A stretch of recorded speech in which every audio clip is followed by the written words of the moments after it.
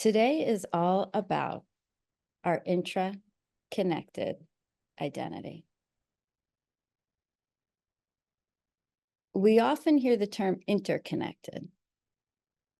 It's less often that we hear intra-connected. And even hearing the difference between those two words, interconnected versus intra-connected. What comes to mind? Interconnected is more separate, coming together to connect. Intra-connected holds more of a consciousness of all of these bodies are inherently connected, right? Interconnected is more separate but equal, right? Intra-connected is we are a larger body that is made up of these holons, right? There are these separate systems that are working to keep this larger body going, much like our own individual bodies, right? We have circulatory systems and digestive systems and respiratory systems and immune systems all working together, all of these cells all working together, right? It's intra-connected. And we are also intra-connected. And it felt like a really important topic to bring in for many reasons. One, we're in this very potent election time. And in many elections, there's divisiveness. But I'm just going to say, and this is not a political call, Trump entering into that sphere created a different sense of divisiveness. That's all I'll say about that. We'll leave that there. We also live in a time where we are really curated by algorithms more than people.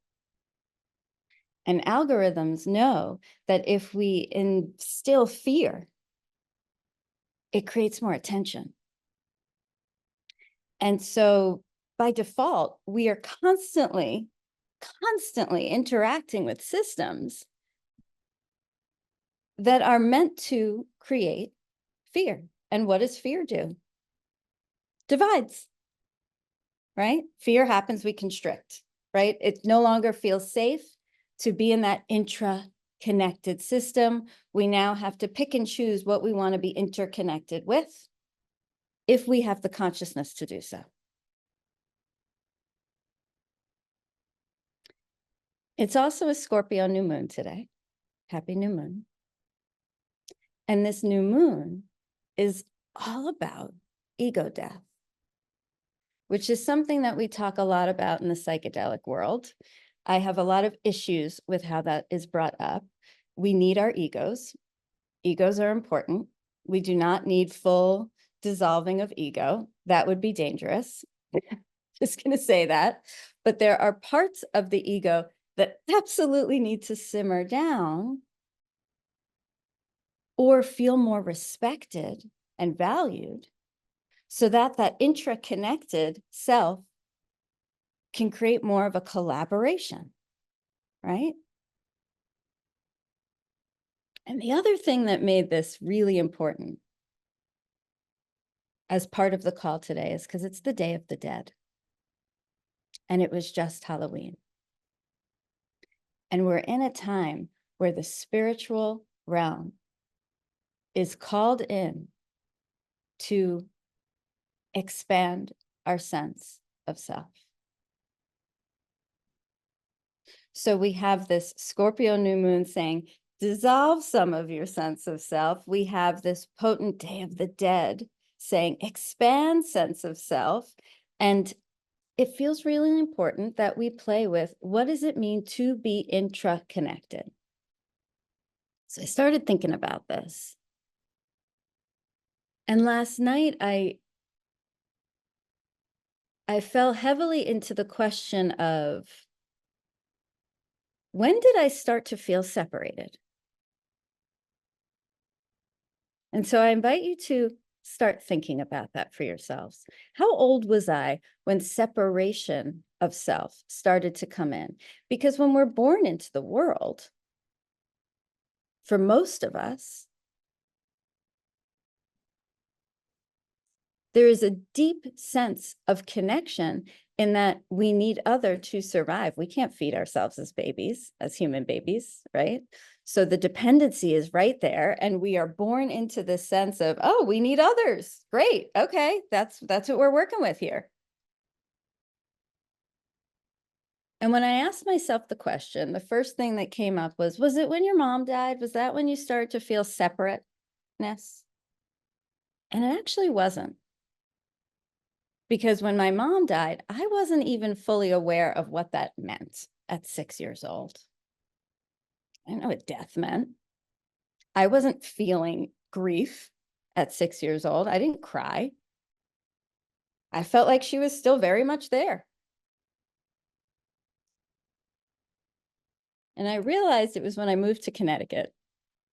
If anyone's from Connecticut, you may be able to relate to some of what I'm saying. If you've ever been to Connecticut, you may be. Christy, I see you smiling. Ryan, I see you nodding your head. Yeah, There's a very, at least where I moved to in Connecticut, New Canaan, it was very Anglo-Saxon, very white.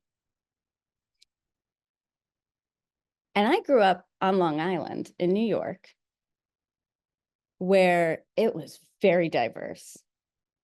Jody on this call, we went to high school together. She knows, right? It's diverse. There weren't only Jews at the bagel store. Everyone went to the bagel store, right? Only Italians didn't go to the Italian shops and the delis. Everyone went to the Italian shops and the delis. There were Black people and Latinos and Irish people. It was a huge mix, and I grew up with that mix. And I get to Connecticut, and I was like, wait a minute. Everyone's in khakis and Bucks. Do you guys remember Bucks? Those brown suede shoes with the pink bottoms. Remember those? Christy, I see you really. Yeah. Right. Everyone's in Bucks and khakis. And I show up in fluorescent colors and LA Gear high tops. And it was like, oh, wait a minute. I'm other here. I was one of 2 Jews in my class. The other girl who was Jewish was also half Chinese, which made sense to me. My grandma played mahjong. We always went to, eat Chinese food on set. It was like, oh yeah, that makes sense. Get it, got it. But we were the only 2. And I became the Jew whose mother died. It was palpable. I was like, oh, okay. I'm not in the right outfit. I'm not from the right culture. I don't have the right family structure. I'm separate. When in school we did holiday things, they paired me with the girl who was a Jehovah's Witness, who wasn't allowed to do holiday things. It's like, why can't we just participate? I was very confused. There was a lot of othering happening.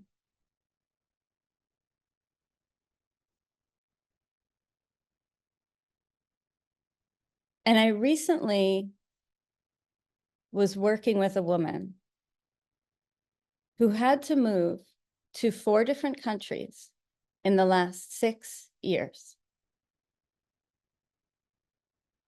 And she was talking to me about how she's finally been in the States, in New York, for 2 years now. And she said, in the beginning, when I got here and everywhere I've moved, I've had to assimilate. And so I've observed what to do, and I've tried to do it the way other people are doing it, and, figure out the systems and figure out the culture. And she's like, and I'm here long enough where I'm starting to feel boundaries coming in. There's a sense of, I don't want to do something in a particular way. And it's coming in harsh.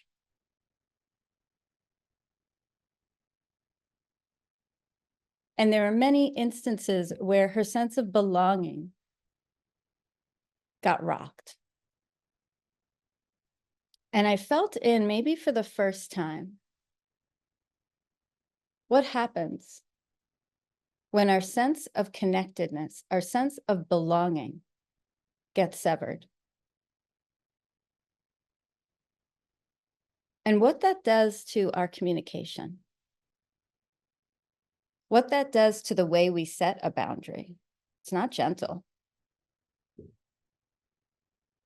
It's not supported.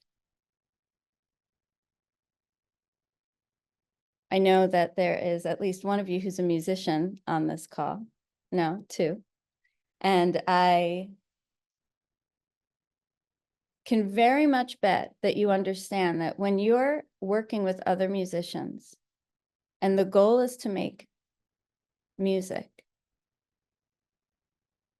the sense of otherness and separateness doesn't really exist because your part is so important for the goal of the song. But I bet the second you get off the stage, that changes. Egos come in, separateness come in. Who's more important? Who's less important comes in. How jarring that could be. So obviously I'm bringing in the sense of belonging, how a common goal can create organization around that collaborative system, how separateness goes away when we're all collaborating towards common value, common goal. And how when our feelings of not belonging get stirred up and our fears come in and our separateness comes in, we lose a sense of power.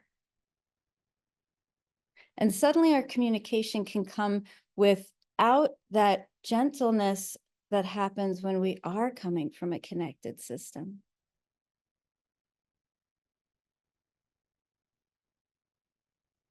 And what that does to the expanded sense of possibility in this world.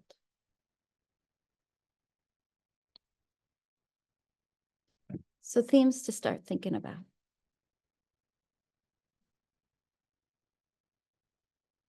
And I want to bring in that it is the Day of the Dead. I mentioned that earlier.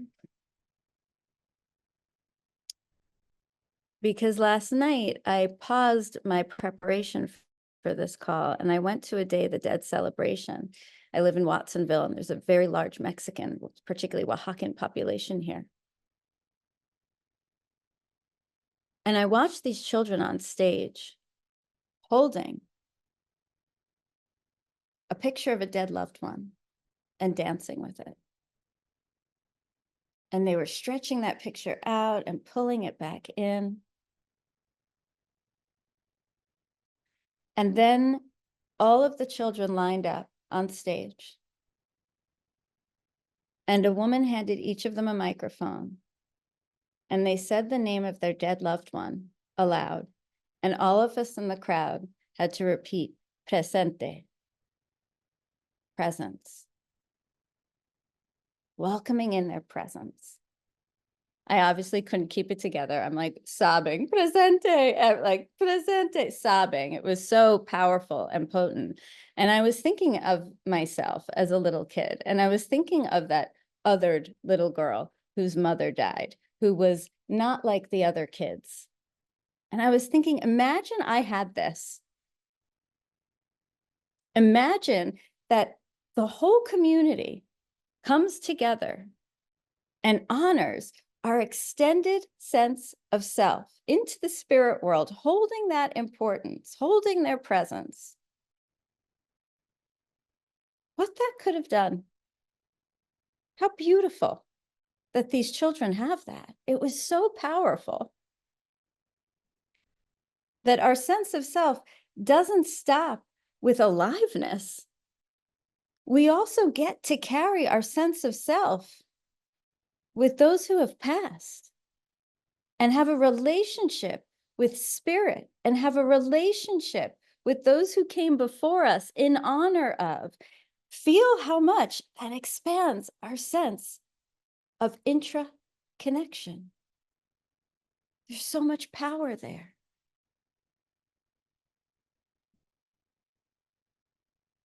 So these are the things I've been thinking of. Because we are most powerful when we are intra-connected. And sometimes there are things that scare us and say, okay, that part I'm going to break off from, but I'll now be interconnected with these parts. And we lose that bigger sense of earthliness. We lose some power. We lose access to something. Because we as a culture don't typically work on those fears. They happen. A divide happens. Our cells constrict. And we say, I don't want to identify with that. And yet it exists.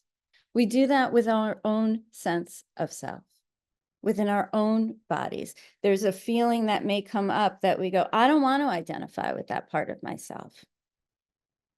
I want that part to go away. That part's causing me pain. And we constrict and we try to create separation from it. And the goal is make it go away, avoid it.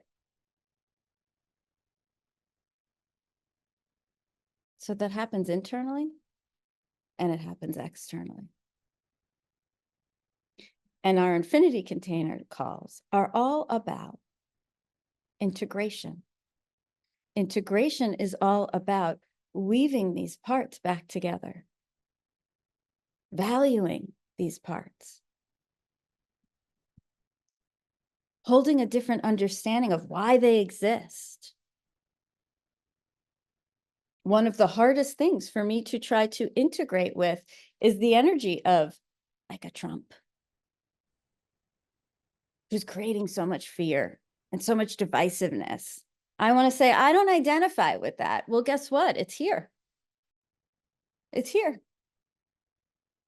What are we going to do about it? Avoid it? Pretend it doesn't exist?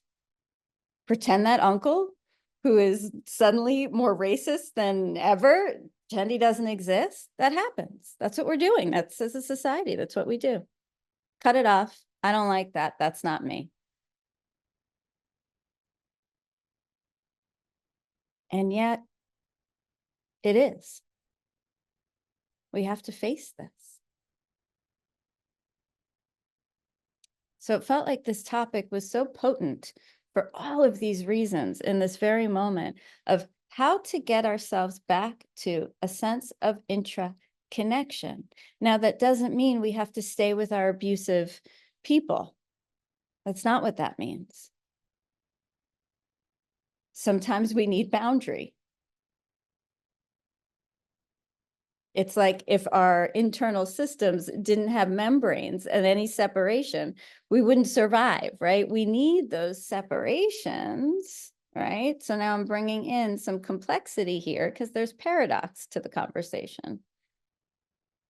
There is separation, but how do we stay energetically connected and work with all of these different parts so that more of us can feel possibility, so that more of us can feel power?